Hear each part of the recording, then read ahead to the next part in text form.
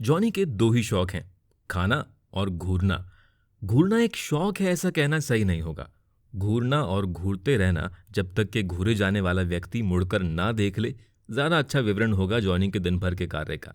अगर जॉनी 12 घंटे जागता है तो उसमें से 11 घंटे वो सिर्फ घूरता है, क्योंकि खाना खाने और खाना निकालने में उसे बस कुछ ही मिनट लगते हैं।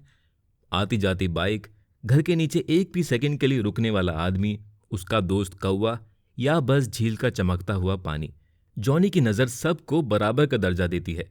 पर आजकल उसके ध्यान का सबसे बड़ा हकदार हो गया है उसका नया पड़ोसी। आमतौर पर जब भी जॉनी किसी को घूरता है तो वो सिर्फ तब तक जब तक कि वो जीव या वस्तु उसके देखने के दायरे से बाहर नहीं हो जाती।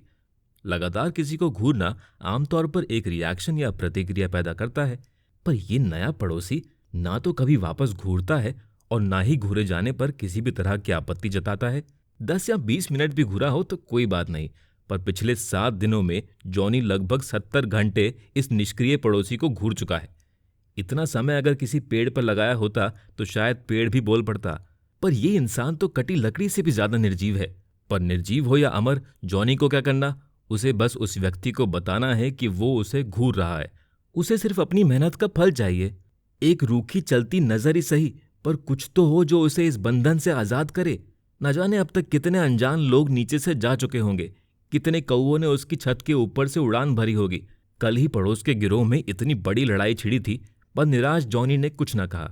भौंकना तो उसका बचपन से ही गुम था, पर रेलिंग पर जो पंजे मारकर आवाज करता था और बीच में पुतला बनकर जो घूरता था वो भी न किया। क्या करे, ये पड़ोसी रात को भी तो खिड़की से नजर आता है, ध्यान कैसे हटाए? सुबह होते ही उसने सोच लिया, बस बहुत हुआ, अब चाहे पूरे दिन सजा में खाना ना मिले, रेलिंग से कूदकर सीधा पड़ोसी पर लपकूंगा और उसकी आंखों में आंखें डालकर पूरा किस्सा ही खत्म कर दूंगा। खाना भी गिड़गिड़ा के मांग ही लूंगा। सुबह से कड़ी निगरानी रखे हुए जॉनी पड़ोसी के साए तक की आवाज सुन रहा था। अभी अंदर का दरवाजा ही खुला है। 2 मोटी मोटी खटखटों के बाद ही वो बाहर निकलेगा, तब सही मौका होगा। नाश्ते के लिए दी जा रही आवाज और गर्म रोटियों की महक आज उसकी दुश्मन बनकर उसे बस खींचने पर तुली है। अगर दरवाजा खुल गया और वो लपक ना पाया तो अफसोस ही नहीं होगा, बल्कि जीने की इच्छा ही शायद चली जाए।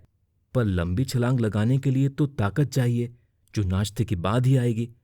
जब रहा नहीं गया तो जॉनी अपने पीछे लार की छींटें छोड़ता हुआ छत के दूसरी तरफ नाश्ते की ओर लपका और तेजी का रिकॉर्ड बनाकर, बर्तन को खूब नचाकर, शोर मचाकर फिर अपने कर्तव्य पालन के लिए रेलिंग के कोने पर आ पहुंचा। जब पड़ोसी ने दरवाजे खोले होंगे तो वो लार टपकाता भागता होगा। जब अपना सामान लेकर वो उतरा होगा तो जॉनी बर्तन से जूझता होगा। अब तो बहुत दूर जाता दिख रहा है बस पड़ोसी का सर। अफसोस के जॉनी भौंक कर उसे बुला नहीं सकता। अफसोस है जॉनी को कि वो पड़ोसी को खुद को दिखा न सका। अफसोस है मुझे कि मैं जॉनी के डर से उसका पड़ोसी और दिन रह न सका।